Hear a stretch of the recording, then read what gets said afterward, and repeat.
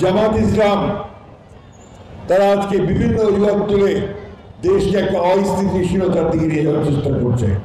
আমরা এর তীব্র বিরোধিতা করছি। আমরা মনে করি যেটা এই সমস্ত বিষয় নিয়ে একটা সমস্যা তৈরি করে গণতন্ত্রকে ব্যাহত করা, নির্বাচনকে ব্যাহত করা, এটা কোনো মতেই জনগণ বরদাস্ত করবে না। করবেন নাকি আপনারা? আপনি নির্বাচন চান নাকি? ভোট চাচ্ছেন তো? ভোট যদি চান তাহলে 26 আপনার 2026-এর যে ফেব্রুয়ারি মাস, এই ফেব্রুয়ারি মাসে আপনারা অবশ্যই টক শো এগুলো শুনলে দেখবেন আপনার একটা অস্থির অবস্থা।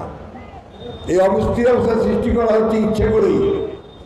কিছু সংখ্যক দল আছে যারা নির্বাচন চায় না। কেন চায় না?